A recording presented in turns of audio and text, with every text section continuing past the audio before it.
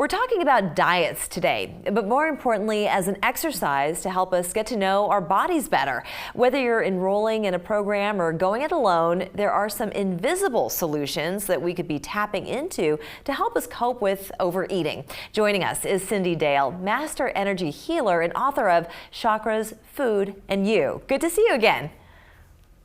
I'm so happy to be here. And it is a very timely topic. I think the average weight gain since the COVID lockdown was 29 pounds. So we're really into snacking these days. Indeed, we are. And cooking all of our own meals, and using lots and lots of butter.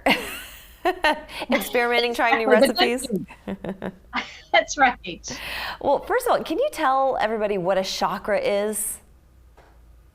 Yes, and those of us who have been affiliated with yoga in one way or another have heard the words, but maybe we don't always ask, okay, what is a chakra? What is the chakra system?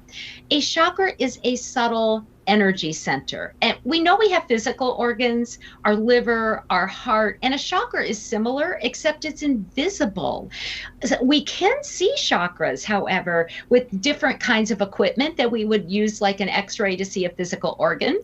And what's beautiful about understanding that we have chakras is chakras really run our physical self, our psychological, and our spiritual self. So if you're in groove with your chakras, you're going to be much happier and healthier, and your physical body's going to be, kind of right up there with health too. We've often heard the term aligning your chakras.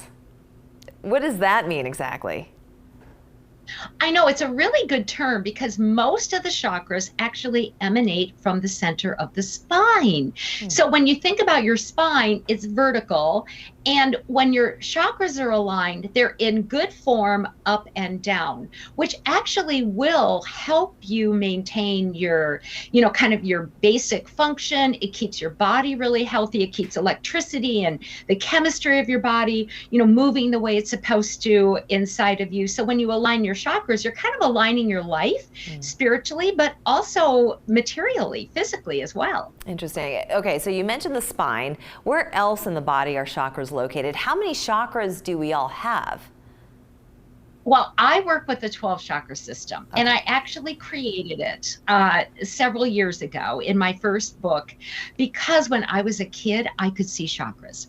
I saw them. I could see them with my eyes. I saw these balls of energy in people's bodies, my parents' bodies, my sisters, other people, and I could see what's beyond the 7 traditional, chakras that are aligned with the spine. I could see 5 others around people's bodies.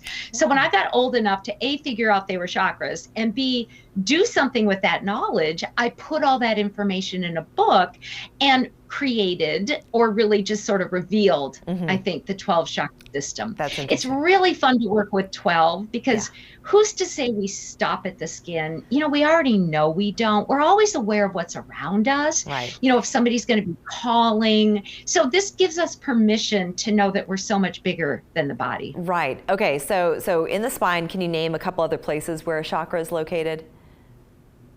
Absolutely. In the spine, in the hip area, coccygeal vertebrae, first chakra, right? When people have a really strong first chakra, they're really physical, they manifest, they're always moving. We go a little bit above that. We're in the second chakra, in the abdomen, kind of in that lower middle back kind of area. That's where the chakra runs our creativity and our feelings. And the reason I just like comparing 2 chakras to start with is we're going to tend to have one chakra usually that's stronger than another chakra. So if you're a real feeling-based person, hey, you're using your second chakra a lot. If you're that physical kind of person, always moving, running around, I'm this person, I'm constantly fidgeting, you're going to be stronger in the first chakra. So all the chakras, kind of are important, but we tend to really need to accentuate or pay attention to one more than another because it really best describes who we are. And it kind of sounds like depending on which chakra, I guess, you relate to the most, it's the same thing with diets in and of themselves. Some people respond very well to a Mediterranean diet because of blood type or things like that that just you kind of naturally, it just naturally jives with your chemistry. So in the next half of this interview, I want to talk about how we can use our chakras to get centered in terms of our diet and our overall health. So we'll do that in 2 minutes. Don't go anywhere.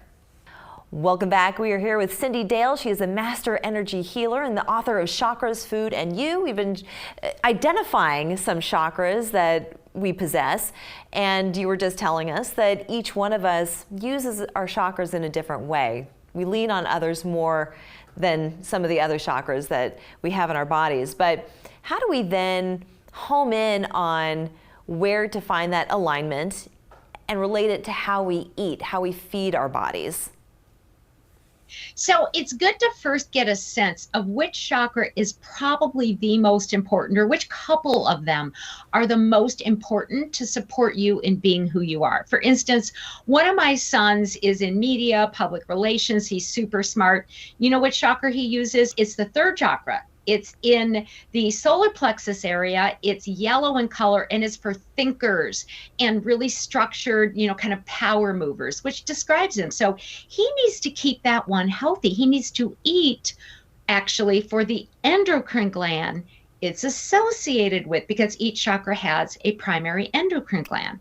Another one of my sons is a baseball pitcher. I mean, come on. First chakra, adrenals, that's the one in the hips, that's the physical one.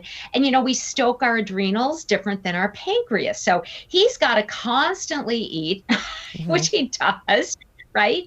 And he needs a lot of protein, a lot of vegetables, a lot of whole grains, lots of calories because they're moving. Whereas my son in the third chakra with the pancreas, a lot of mini meals, because that pancreas, the blood sugar goes up and down, and you've got to stay even. So once you take a look at the chakra descriptions, which you can even surf the internet to go, where's the 12 chakra system? You can buy the book, Chakras, Food, and You, but you can just look on the internet. The information is free too, and go, oh, I'm that kind of person.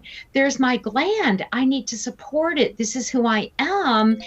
I can now choose my foods better and my food style better. How often to eat, when to refrain, etc. Now, adapting to the diet, I would go back to science, where it's suggested that it typically takes 21 days to break old patterns and start new ones. I would say don't worry as much about breaking your old patterns, because then we're caught up in the negativity, but start infusing your world with those kind of groceries and the new habits and the new types of foods. I would say about 21 days, most of us can flip over, and you can cheat. Good. There's great science studies that suggest that, if you have a positive attitude when you're eating a not good food, it's not going to damage you that much. So just eat one piece of chocolate cake, right? If that's your thing. I have milk chocolate. I have candy sitting here next to me. That's good advice anyways, though. One piece, to stick to the one piece. Cyndi, it's fascinating. So where can people pick up the book, Chakras, Food, and You? Amazon, call your indie bookstore, see if you can order through them. It's Chakras, Food, and You. It's out there. Wonderful. And, have fun with it. You might even walk around and start pinpointing other people like, oh, do you know you're a fifth chakra communicator? Yeah. Be careful, though. I know. You might want to keep it to yourself until you know the other person well enough. You might. That's great, Cyndi. Thank you so much. So fascinating. Thank you. Thank you. We're back after this.